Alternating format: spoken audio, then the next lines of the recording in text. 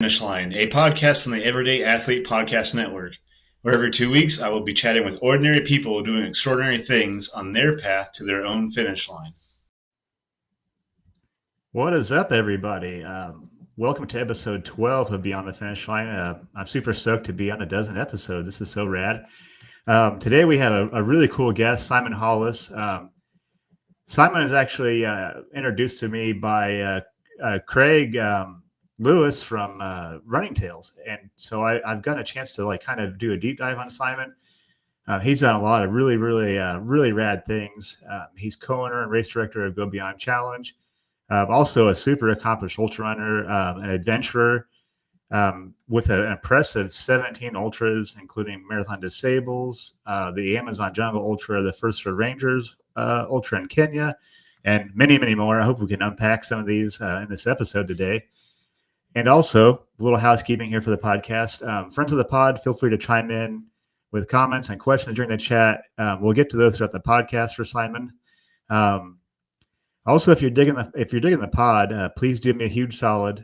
Like, subscribe, rate, share, review the Everyday Athlete Podcast Network and all these amazing podcasts. There's 7 podcasts on this network, and we can't do this without friends of the pod, family of the pod, without your shares, likes, all that.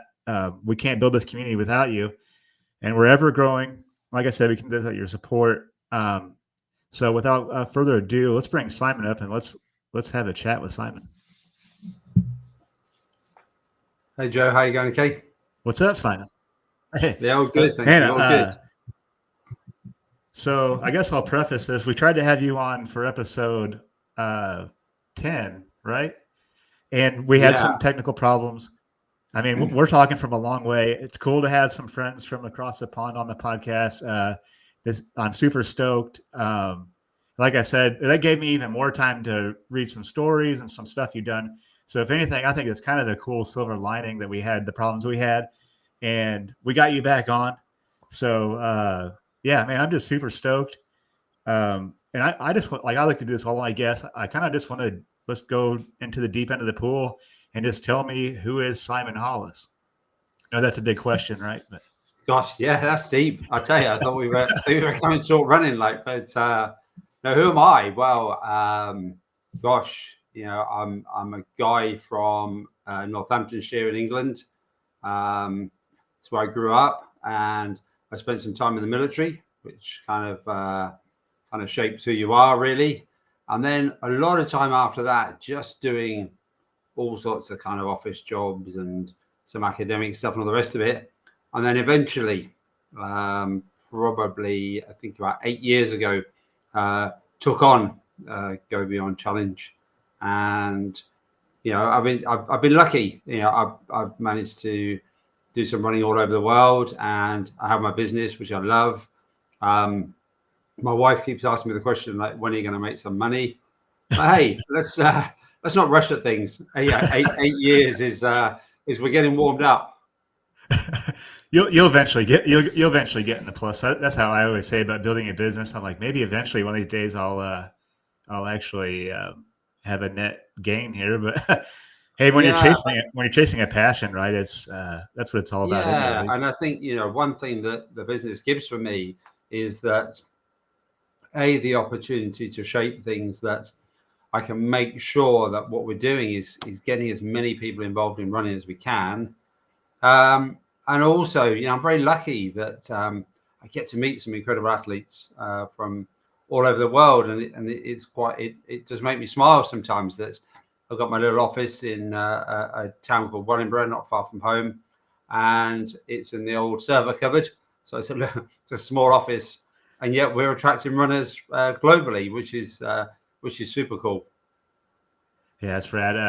It's like I always say, small business, big heart. So you're building like this big community. I think that's so cool. Like, is that your favorite part about this? It's like, not actually the act of running, but like you're like building like this really cool network, like really cool community. That's got to be probably the most rewarding aspect of doing all this, right? Yeah, I think actually it's just meeting these people, and some of them are super athletes, but so humble. I think there's only one person that I know, which I won't mention who it is, who will talk about incessantly about how good they are and all the rest of it. But everybody else, they're just like, wow, he came out for a run and hey, look at this. I mean, a very, very quick, I have a lot of stories, but we do an event called Country's Capital. So it's a kind of ultra marathon season opener in the UK. Takes place early January. And one year, about maybe 3 or 4 years ago, this guy called Luke broke the course record. So it's 43 miles. So it's a good stretch. And he ran it in 4 hours 56. So sub 5 hour. That year we had 2 sub 5 hours, and I think 456, 459, and 503 was the podium. And he rang me up because he'd lost his race T-shirt. And I said to him, man, that was just like one incredible performance. What was going on? And he said to me, he says, "Oh, Sam, I was really surprised." He said, "I just came for a run out." And I'm like, how does that even work? How do you run 43 miles, sub 5 hours, which is a pretty decent marathon time for anybody. Yeah. But he's like knocking that out. So, yeah. That's incredible. I couldn't even imagine. That's blistering. I couldn't even imagine running that fast. Yeah, I always run into that too. It's like, seems like the more and more you get into this community, you realize like these really phenomenal runners are like, they're always the most humble people.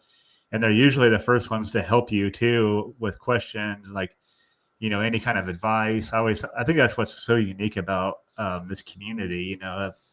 There's like these really legit runners, and they're always the most humble and helpful people. I think that's what I love about this community so much. But we as an organization, we're very much. I mean, people call me, and I call them, and they send me an email asking a question. I call them. I go, I didn't think you'd call. So why not?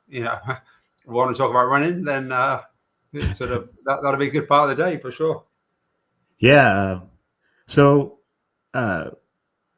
speaking about running, let's obviously I'm very curious. So what got you into running to begin with? I mean, I know you're a race director and like a really accomplished ultra runner, but let's back up and like give us a bit about your running story, your journey, like how that all kind of started for you. Yeah. Okay. So as a teenager, I was kind of very overweight, and I think I sort of got to that kind of 14-year-old thing where you sort of elongate, and all the weight that you're carrying stretches out into your body. So, but then at the age of 16 in England, you've got to decide what you want to do, and do you want to go to college, university, or whatever. And I really didn't know, so I decided that I would join the army. So I did 6 years as an infantry soldier, and that the physicality of that is tremendous. I mean, sometimes you're carrying kit so heavy you can't put it on your own back, So that was a real kind of thing with fitness and stuff like that. And so when I left the service, I had a few kind of niggles and stuff which kind of stopped me from running. And then I decided actually that I should get back into it. And it sort of started from there, really, just doing, 5K, 10K, and then, do half marathon and blah, blah, blah. And then I got and do a bit of adventure racing and a lot of obstacle course stuff. So I did Tough Guy, which was the precursor to all of this stuff now. You guys, I guess, will be familiar with things like Tough Mudder and stuff. Well, Tough Guy was the original idea. Oh. And so I did all that sort of thing. And then going back to 2011, and I got this email come through just before Christmas time, and it said, "What's your challenge for 2012?" I thought, I don't seem to have one. So I kind of thought, well, I ought to have one. So it said, "How about running from London to Brighton, 100 kilometers?" 100 kilometers. So just in my mind, I just thought, okay, then, yeah, sounds like a good idea. Why not?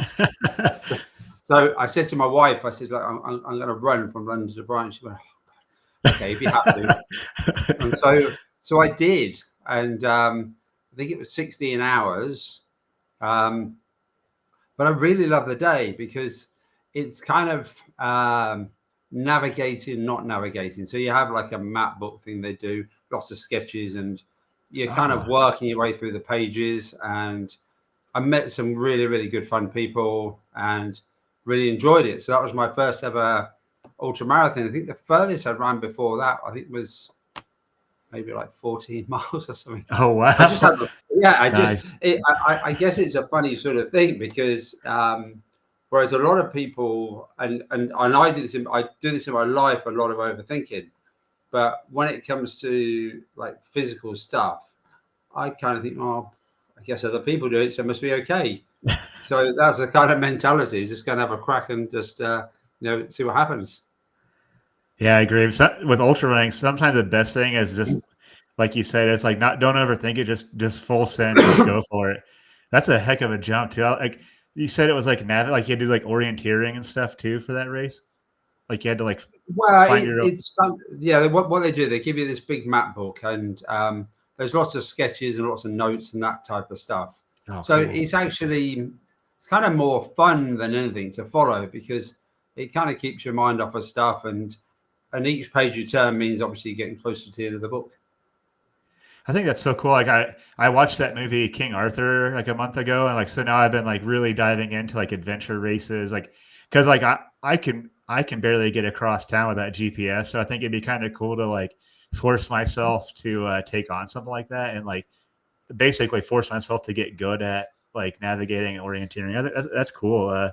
Do you still do stuff like obviously you still do stuff like that, but we sort of we invested a bit in I don't know if you're familiar with Ride with GPS as a program. No. Okay, so it's it's an electronic program that you draw routes on.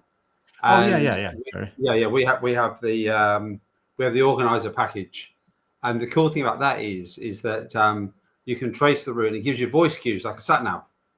So I'll spend quite a lot of time on the ground, and you can program it yourself. So you can leave like funny messages on it and stuff. So if there's a big hill, I would go. It would go. Gosh, guys, this is a big hill. and then it was at the top. Well done, you've done it. So you can leave funny stuff like. So I spend a bit of time. I like to test everything that I do. I ride every route that we do probably a month before each race, just so I've got like sort of my brain totally sort of clued up on exactly all the ins and outs of the route and stuff. So yeah, Ride with GPSing is quite good fun, and it's quite a nice kind of thing as well, just to check out the navigational cues and stuff. I'll have to see if I can do that to because I can like upload GPX files to like my watch, but I'll have to see if I can add the little funny voice memos too. That sounds really fun, especially if you are participating. Like you're getting like a cool little message throughout the. Oh yeah, absolutely. And I think in terms of like leaving messages for yourself. So when I've done like multi-day ultra stuff, I write myself messages in my food packs.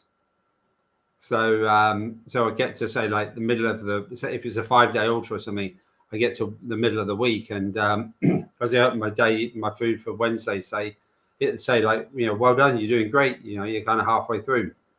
Oh man, I love that. And the day before, I leave myself a message saying, look, do you know what? Actually, one more day to go. You've got this. So yeah, it's kind of like a funny thing, really, like leaving a message for yourself. Oh yeah, I actually like doing that. I would like to do that. I'll have to try that because.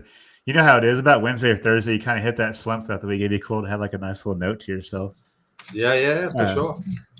Well, you touched on a few races, and I did it kind of in the intro. And I've got a lot of questions about these because I've never participated in these things, and I would love to travel more and do some stuff like this. But so I have like a ton of questions about some of these events you've done. First Marathon Disables, it's a 7-day, right? It's 160 miles. I think about 165 miles. Okay. So it lasts for 7 days, but you do get a day off. So you do get a day off. If you would maybe explain to us like how that went for you. How'd you find it, and how that whole journey went for you? Yeah, so it's always a funny one to train for because it's always good because there's lots of guys that have done it, and normally if you sort of ask around, you can normally hook up with somebody that's done it, and they have their opinions on what you should and shouldn't do and stuff like that. And I think one of the hardest things with Marathon des Sables is just trying to choose your kit and all the rest of it, because I remember one night being on the computer all night and my wife came in and said, "What the hell have you been doing?" I said, "I've been ordering socks." She said, "But you've been on there all night." I said, "Yeah, I know." Because I choose a pair and go, right, these are the socks I'm going to wear, like 100%. And then I'd read the next thing. Somebody said, "Oh, I don't wear them." I go, "Oh, shit, all right, okay, well, I'm not having them. I'm having these ones."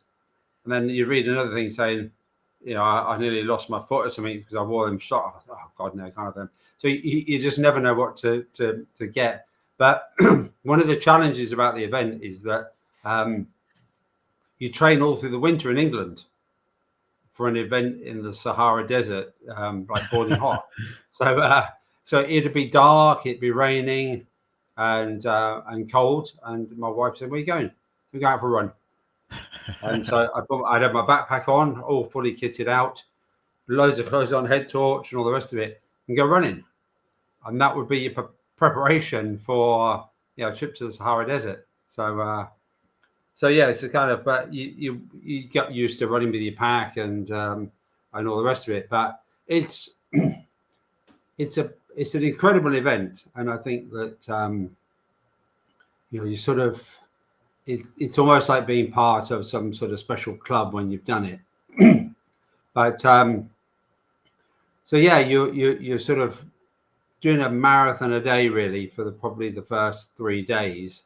And then you do your long day, which for us back in 2015 was 56 miles. So I finished that at 4 a.m. So you're running in the dark and all the rest of it. And then the next day you get a day off. Then the day after you run a full marathon. And then the day after that you do 10K to the finish.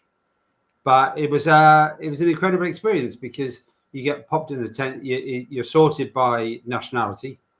And the camp is loads of concentric circles, and you get popped in a tent. So in the tent were 7 other people, and you look after each other. And I think this is one of the things I think with multi-day ultra running that people say, like, what is the thing? What excites you? What makes you buzz about it?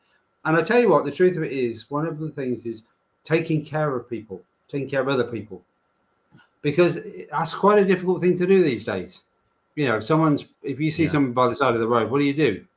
You drive by, because not because you're a bad person, it's because you wonder, are they genuinely hurt?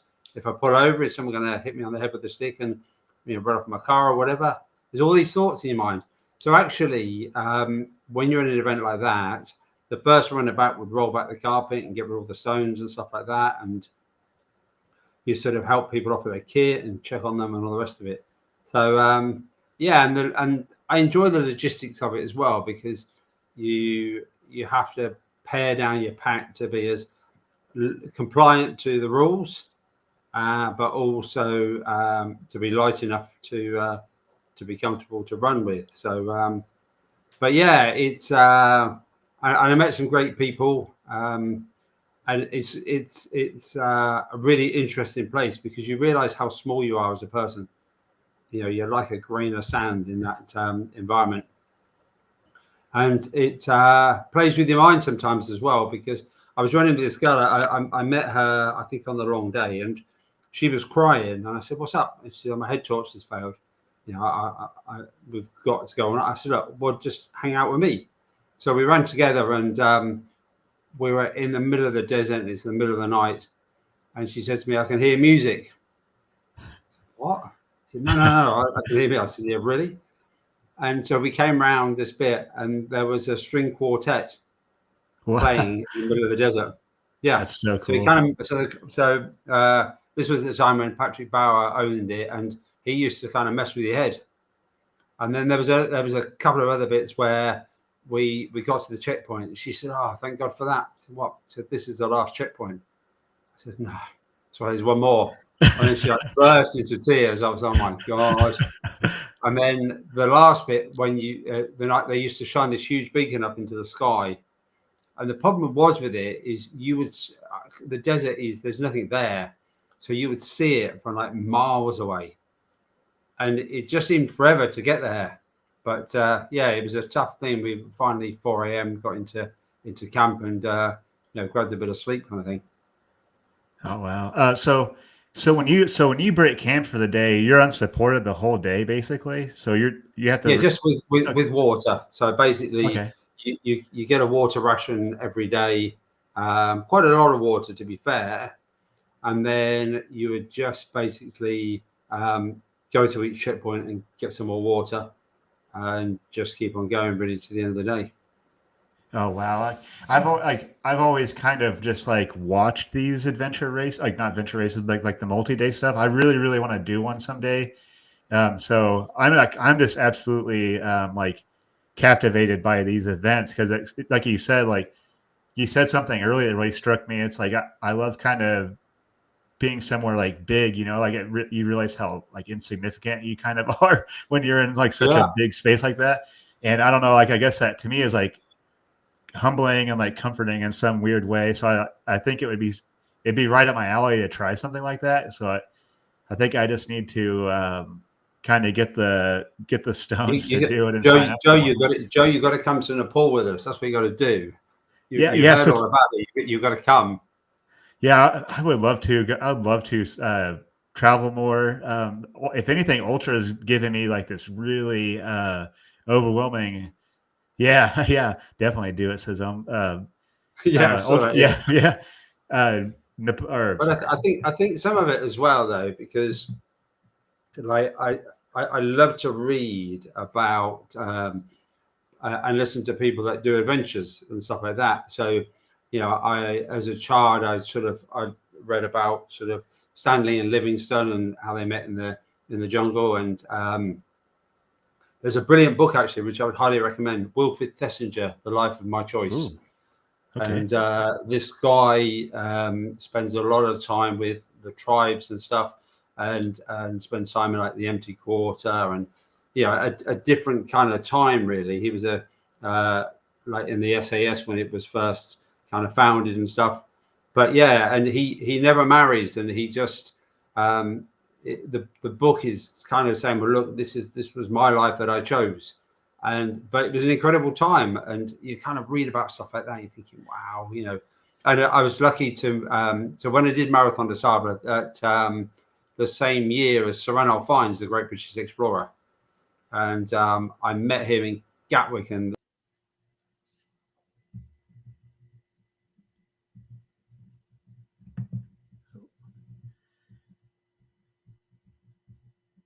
I think we lost Simon a little bit there. Well, okay, we'll give Simon a second. He was on to something really good there. It's par for the course that we had trouble speaking to our friends overseas. So just bear with us.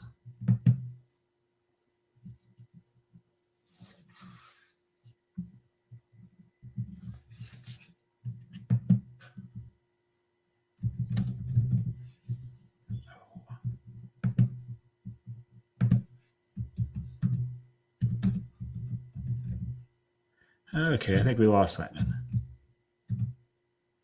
Hopefully we'll get him back up. He was telling us some really good stuff there. He's done a lot of cool stuff too that we'll talk about in a lot of amazing places.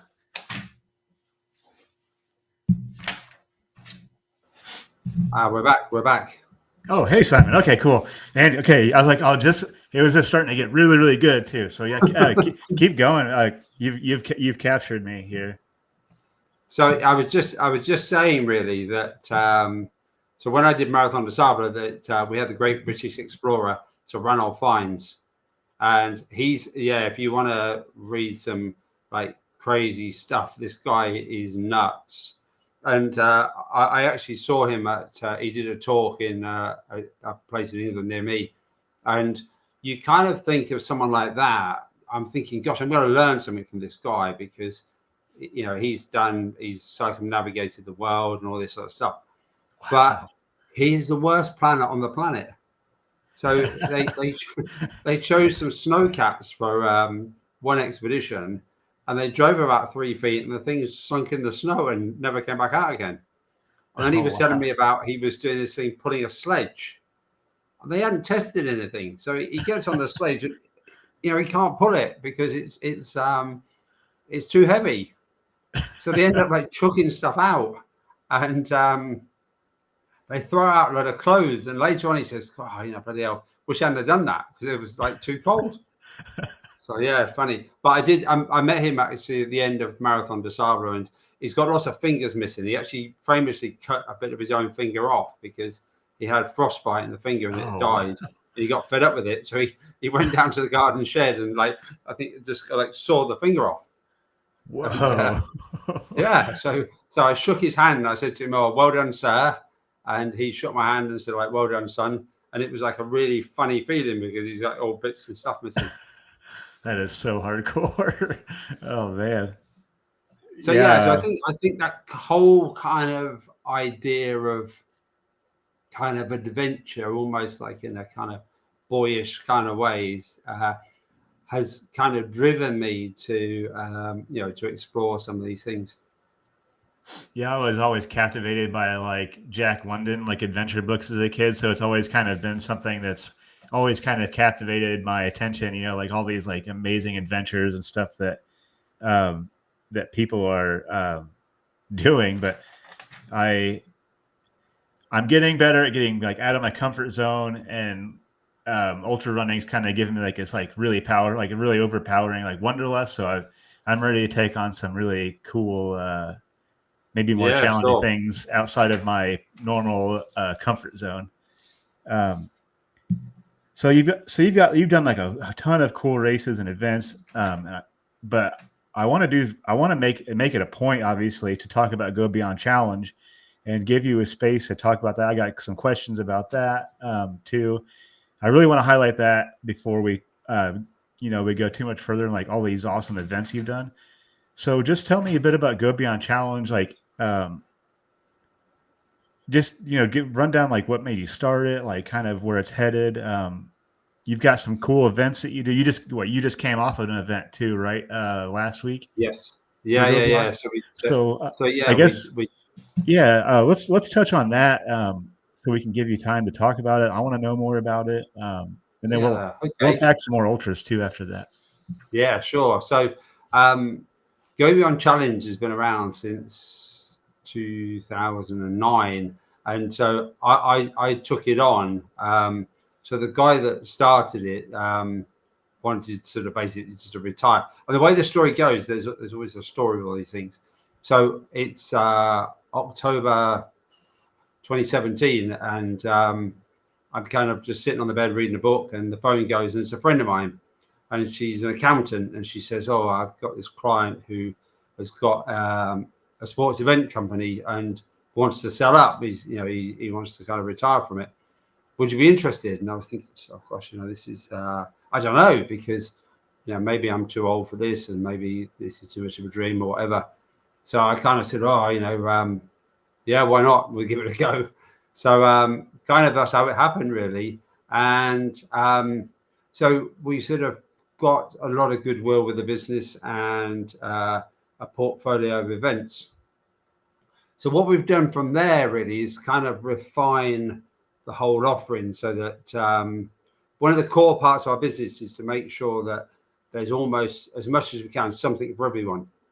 So to give you an idea, we had when I took it over, there was an event called Shires and Spires, so based in the middle of Northamptonshire, which is very beautiful, and it was a 35-mile ultra marathon, and that was it.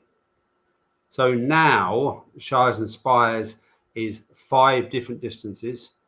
So it's a 10K, it's a half marathon, it's a 3/4 marathon, it's a marathon, and it's an ultra marathon. Oh, And then wow. each year we go clockwise one year and anti-clockwise the next. So effectively, we've taken one event and made it into sort of 10 things. Oh, wow. So yeah, so that's kind of how we've developed the business. And so yeah, it's kind of really important for us that everybody is welcome when it comes to running, and that's kind of really, really important. And it is quite funny because often we have one lady that comes, Justine, and she's brilliant. She's always last, but she's brilliant, and we don't care because I'm always you don't lost. need a but you don't need a back marker. But you know that she's happy, and she come across the line, big smile on her face, and she's put some effort in, and she's had a really, really good day. So yeah, and we've got 4 UK ultra marathons. Country's Capital, which I mentioned as a season opener. One that I created, which is called Rose of the Shires. It's a 54-mile loop around Northamptonshire. It's Cool. incredibly beautiful place. Shires of Spires, which I just mentioned, which is 35 miles. And then we finished our season in October with Thames Trail. So a section of the Thames from Oxford to Henley-on-Thames. And we also have a Grand Slam competition. So you get a Go Beyond Grand Slam hoodie if you manage to complete all 4 of them. And also what you do get, which is a memorial shield. Sadly, for a friend of mine who took his own life, he was a very good ultra runner, and we did some stuff together, and he decided that that he couldn't go on with life, so which is really sad. And so but I like to kind of do stuff that we can remember people. So we have the Simon Small Memorial Shield, and you get that for the fastest combined time. So yeah, it's cool. All right, and you just had what? And that was Northampton was what this or earlier this week, right? Yeah. So on Sunday we had the amazing Northampton Run, which was which was the biggest one yet. A huge piece of work. It's I guess when you're organising ultra marathons, there's a kind of steadiness to the pace of what goes on, because like I said, like if it's Country's Capital, we get to the start, which is in a pub actually in the middle of winter, which is really quite nice. And they leave the pub at 9:15, and the first person will get in at say like 2:00 in the afternoon or something. So you got loads of time. But when it comes to doing something like the Amazing Northampton Run, they set off, and within a short pace of time, because that race comprises of 3 different distances. So one of them is 3 miles. So you set them off at 9:45, and by 10 o'clock the first person's back, and then by about 10:15, they're all rolling through, and then a little while later you got your first half marathon people, and they keep coming at you until 12:30. So you sort of get no time, and actually you're preparing a 13.1 mile course, which a lot of road closures, loads and loads of different environments and stuff like that. And it is that thing when you say go and you're thinking, wow, let's hope it's all okay, really. I really appreciate what you're doing with all those different distances. It's like, how the trend is like bigger, longer. Like, I think it's still cool when, even though you do organize ultras, you have like a lot of sub ultra distance stuff, which I think that's my understanding, and I think that's cool. Like, it kind of, like you said, you're kind of letting everybody step up to the finish line regardless of like distance, and so I really like that. And it kind of like seems like the trend is going big, and I still appreciate when people are bringing like I think ultra marathon running is as a sort of genre of sport quite a dangerous thing in some respects, because there is almost this thing where too much is never enough. And I think one of the things that I sort of discovered like a while ago was like the question of what is it about? Is it about self-torture, which it did come to a point with me about, it was like almost punishing yourself for whatever you were angry at yourself for, and there's a real danger there. And I always say to people, look, you've got to be doing these things because you want to enjoy the challenge and the fun. And if it's not that, then it's kind of like you're missing the point. But I do think you're right, Joan, in so much as we have to be sensible as much as you can be, and to be pushing the envelope constantly. It can be a very dangerous place. There used to be, if you did 100 miler, then you were a cool guy. Now, what, you haven't done a 200 miler, you haven't run for X amount of days without sleep or whatever, then you're not the big man anymore. Do you know what I mean? So I think it is. I think it just needs to be sort of delivered sensibly, really. Yeah, that resonates with me a lot. I'm pushing bigger distances. I've got a 100 miler coming up, and I've like toyed with the idea of bigger distance, but like your point, it's like I'm always gonna have to do like an inventory of like, is this actually right? So I really that struck what you said. You kind of have to, I guess you really have to understand your why. Is like, are you punishing yourself, or like, is this something you really want to do? So yeah, that really guess that struck a chord with you, Simon. That's a really good perspective, actually. Yeah, and I think when you say, Joe, about discover your why, I think that really is important, and I think it's actually it's a really cool question generally for things. And I've been asked that about the business before, and said, what's your why? And you think, okay, and that kind of like once you understand that kind of shapes what you do. And like you say, if that's a question about your running, or your event organizing, or your life anyway, that's kind of, I think it's a really cool question. Yeah. So actually, speaking of that, what is your why for Go Beyond and race directing and having all these events? So if you could enlighten us on that. Yeah, I mean, I think my is what's your why and what's your wife, I think is the other question. Yeah. And so she's always on saying, look, you're getting too old for this kind of thing, which I'm not, by the way. And so yeah, never too old.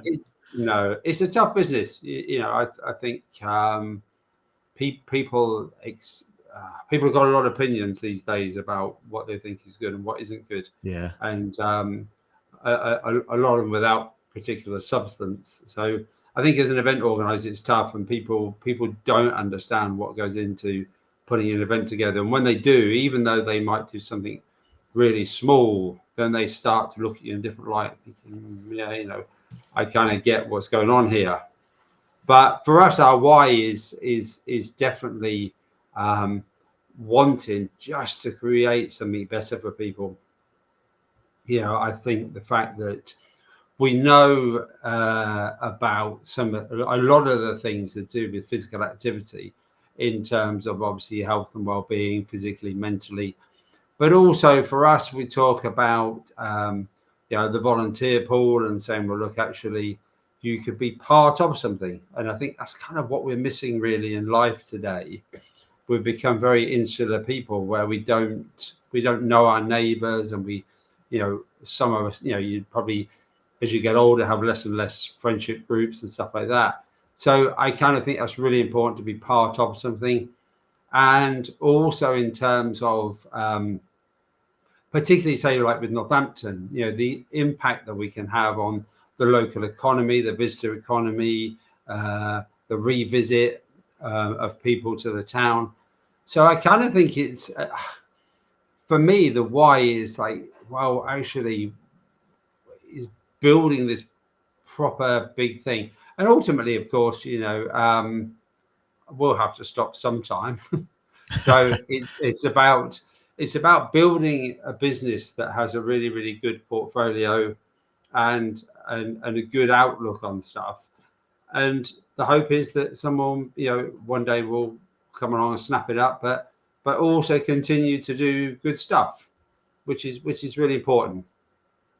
Yeah, I love that. I can tell that you really, you've got your heart in what you're doing too. And you said something that really I've been thinking about a lot lately with like why I run ultras, or not just ultras, why I do trail running, why I'm so involved in running is, like you said, it's like a community. We're so like disconnect. It's like we're more in touch with people we've ever been, but we're more disconnected than we've ever been with like your neighbors or whatever.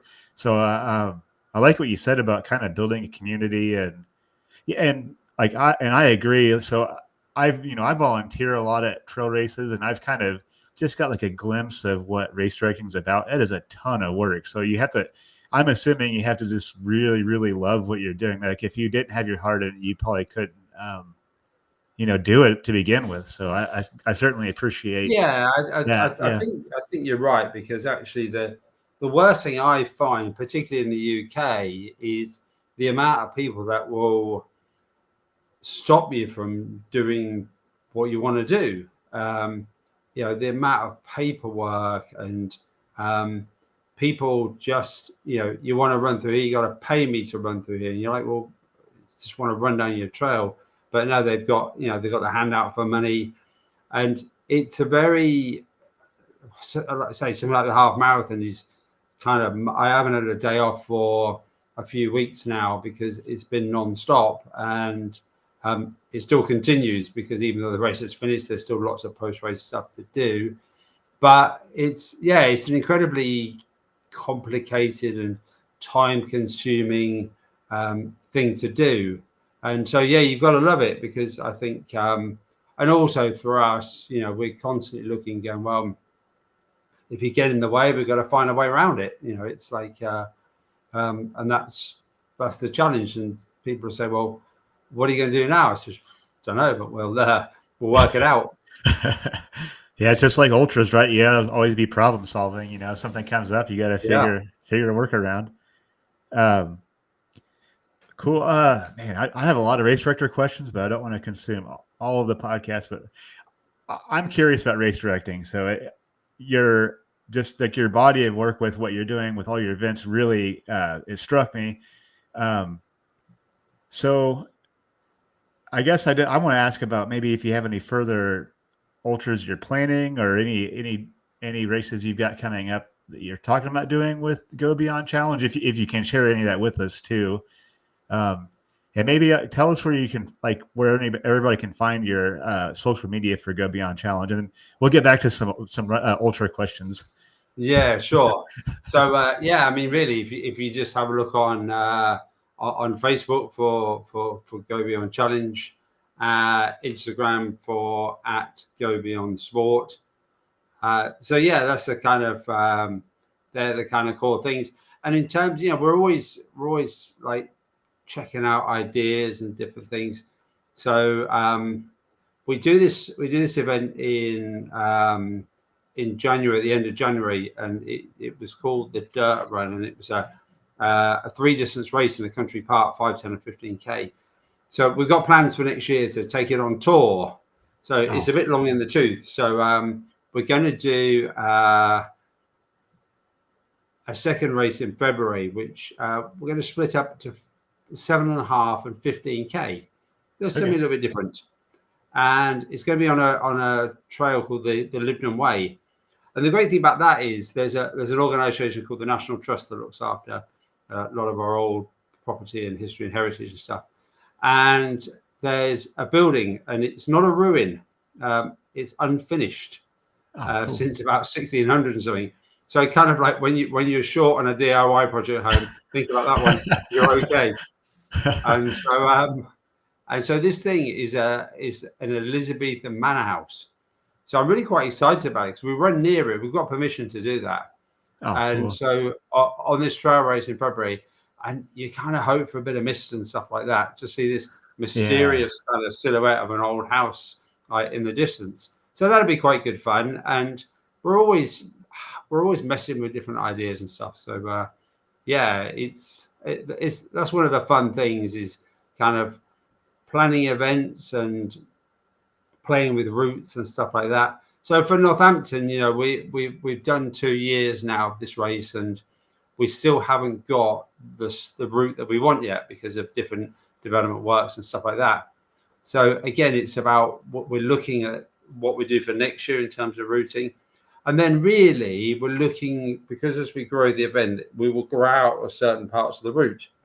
So it's kind of interesting then to start to think about contingencies for the future, about what we'll do with it in order to maintain the basics of the route, but how will we accommodate more people? So yeah, that kind of stuff is quite good fun, and yeah, we're always talking to different people about different ideas. Oh, cool! You're gonna make me want to get on an airplane and head over there for that one. That sounds so cool. I like the picture you just painted. So if I don't get to go, hopefully there'll be like lots of cool pictures of that trail of that run on socials. Yeah. Well, we have a great guy called Adrian Howes, and Adrian's worked with us for all the time I've been there. We took him to Nepal with us last year, and when you do the Nepal race with us, what you get as part of the deal is you get a memory stick with, God no, I think maybe like 1,000 images on it. So the idea of that is that when you're running around Nepal, you got to focus. You got to be looking around and enjoying the incredible scenery and the incredible people and stuff like that. Not messing about with your phone trying to take pictures and all the rest of it. So Adrian comes with us and he captures some of the most incredible stuff. Oh, so yeah, cool. A lot of his stuff, he did a great job on Sunday. Him and a couple of his team, I think they produced over 1,000 images of the race. Oh, so wow. Yeah, I think it's an important thing, and actually, what you can tell when I've taken the picture, and you can tell when Adrian's taken the picture. Let me tell you that much. You have to know your strengths, right? When it comes to yeah, absolutely, yeah. My snaps leave a bit to be desired. Well, man, thank you for giving us like kind of like a peek behind the curtains on Go Beyond. Like I said, it was something I was really digging when I was checking it out on the Instagram page, so there is something I want to talk about, another ultra that you did because I got them pretty fired up, and it sounds really cool. The First for Rangers Ultra, kind of run us through that. I kind of want to know a little bit more about that. Yeah, so this was a funny one, really, because I'd done a load of stuff, and my wife, she sort of, she's like, right, this is it now, like, no more. I was like, okay, no more. And then it was a Friday afternoon, and my friend Dan rings me up, right? So me and Dan, we were in the jungle together. He was in the jungle, and he's going, mate. He said, what's up, Dan? Because he never rings, he's like kind of an aloof kind of guy. And he said, me and Dom, he says, we're doing this race. And he said, we want you to come. So, cool. What is it? He said, look, you got to be quick. It's selling out. He said, we love running with you. So we want you to come. And I was like, mate, what is the race? And eventually I got him to say the words. He says, in Kenya. What? And so there was a guy called Sam Taylor, and he was in the there's a few South African guys with us in the jungle, and Sam and some of his pals worked on some of these wildlife game reserves in Kenya. And we were talking actually at that time about, they were saying, I want to put together a race, it'd be like awesome. And I was like, yeah, sounds really cool. So all of a sudden, out of the blue, this thing appears, and my friend Dan and Dom are on it. And so I phoned the guy up at the race company Beyond the Ultimate, and he's like, so he knows me, and he's like, Simon, he says it's true, this is going mental. And so, but he said, I'll hold you a place until Monday, but on Monday you got to give me a yes or no. So so later on, my wife comes home, and I'm like, I got something I want to tell you. And she said, well, what? I said, I'd like to go to, do another big run. And she's like, yeah. Where's that then? And I was like, Kenya? So we have this whole thing where she does this thing where she then launches at you and tells you that you're selfish and you don't care about your children, and you're wasting all this money, and we could have a nice holiday and all this kind of stuff. So this goes on for about an hour. And then eventually she says, for God's sake, let's bloody go. So I'm like, okay, cool. So next thing I find myself on the plane to Kenya. So And it's an incredible race. It's so funny because you're in the wildlife game reserve, and a lot of time on your own. So it wasn't a huge race and stuff, and you're running. There's all this long grass, and you're thinking like, "Oh, what's in the grass?"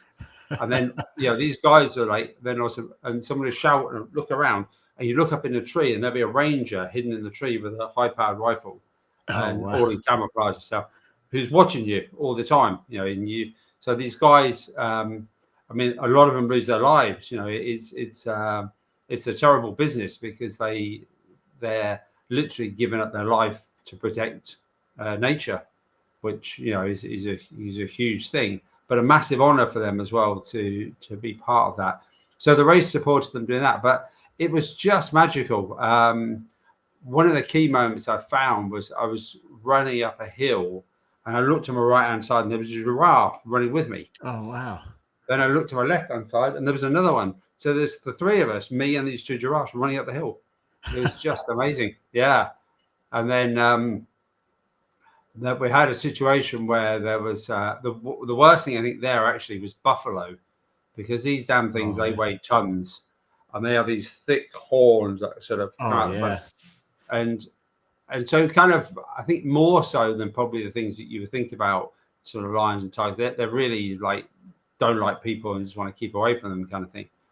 And there was a buffalo on the course, and the ranger's like, wait there. And I was thinking like, you don't need to tell me to wait there. Like, I think I'll just say that myself. Understood. And they had to chase, they chased the damn thing off with this pickup truck with a big bull bar on the front. But yeah, and things like giraffes are quite inquisitive, so they would join us in camps and stuff. And my friend Brian was originally from Kenya, a white African guy, and so he was pretty. We stayed with his dad before the race, and it was a pretty cool place, but massive with security. The guy had a pistol, and when you went to bed, there was this huge metal gate that went over the staircase to make sure. But if somebody did break in, that they wouldn't be able to get upstairs and get you, kind of thing. So Brian knew, growing up there, a lot of stuff. And one night I woke up and thought, I need a pee. And then you could hear this sort of, So I said, Brian, what's that? He said, that's the lions talking to themselves. Oh, yeah. And I thought, I don't really need to pee that badly. Turns out I don't have to. I think I'll wait. So yeah, it was like an incredible place. And the funniest bit actually was, I think it was the last reserve, and they got these armored buses, and all of the tourists are inside looking through their binoculars and the slits and stuff. And there's me running past, high-fiving them as we go by. And it was like, you could just see them looking, thinking like, what are you doing out there? Why are you running there with a backpack on and stuff? And, we're inside the armored bus. Well, so is that like a multi-day thing as well? Yeah. It's a 5-day race and stuff. 5 days? Yeah, wow. so. Cool. What kind of distance is that? Probably about 150 miles, something like that. Oh, wow. Kind of thing. So yeah, that is wild. Yeah, I couldn't even imagine. I've watched way too many Planet Earth documentaries to run through Kenya, but that sounds really cool. Man, so I know you've done like a lot of things, but what do you think's like out of like you got 17 ultras under your belt, a bunch of multi-day stuff. So what do you think out of all those is probably like the coolest thing that you've done? Like out of all these events, I mean, you've done a lot. We would need multiple hours to talk about these. But, so what do you think was like the best event, the coolest thing? I know that's probably a hard question. That's a really tough question. I tell you what was the hardest thing. Definitely was being in the Himalayas. Okay. Geez, absolutely brutal. So you're talking a race called the Great Himalayan Running Festival. So this guy I know, Vishwas Sidhu, runs it in northern India, in the Himachal Pradesh. And it's 5 marathons in 5 days. And it is something else. So on the final day, you across a place called Tanglang La, which is the second highest road pass in the world. And it's 17,500 feet. It's about 5,300 meters above sea level. And so Holy you smokes. are literally dying up there. And well, I literally nearly did die. Actually, I was almost run over by a truck. This guy missed me by about an inch, and I had to drop down into this gully to escape because they just drive these trucks like crazy. And yeah, so that was it was warm, then it was freezing cold, and then it was boiling hot, and this is all in one day. So it took me sort of weeks to get over that race. It was like, and there's a cool video actually. Yeah, it's called the High Fives, and there's a cool video online that we're being interviewed about and stuff. But it was an amazing place because a lot of the people have so little, and you're staying in these things that one of them was called the Paradise Hotel. So the Paradise Hotel comprised 2 rooms. One room where you all sat together and they cooked and you ate, and the other rooms where everybody slept, all in one big room, just with this like bed thing around the outside and a big pile of old blankets and stuff. And you had to sleep propped up against the wall because the air is so thin, you can't sort of lie down because your lungs just can't kind of work hard enough, really. Oh, wow. Man, that sounds super rad. Cool. Well, dang, like these aren't ever long enough. But thank you so much, Simon, for sharing all that with us. But I was hoping to get real quick, something I want to try out new. I want to try this out with you. Is that having my guests say like leave one piece of advice if you wanted to share that with the listeners. Okay, so one piece of advice from me is if you see something you want, just go and do it. Don't wait. What's the point? I spoke to a lady today about our Nepal adventure. She signed up and now she's questioning, is that something she should do? And I said to her, are you worth it?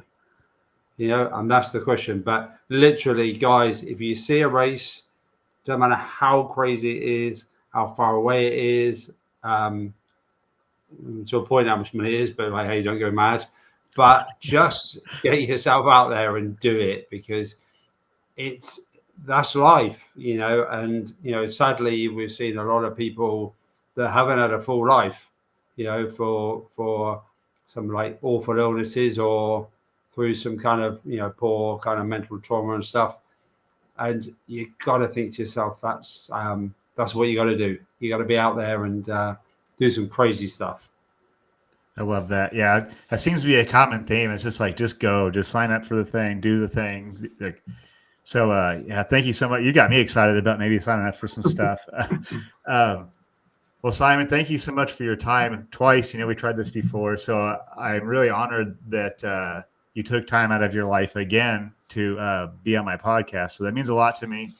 It's been really fun chatting with you today, getting to know you kind of behind the scenes while I was kind of digging into some of the stuff you've done.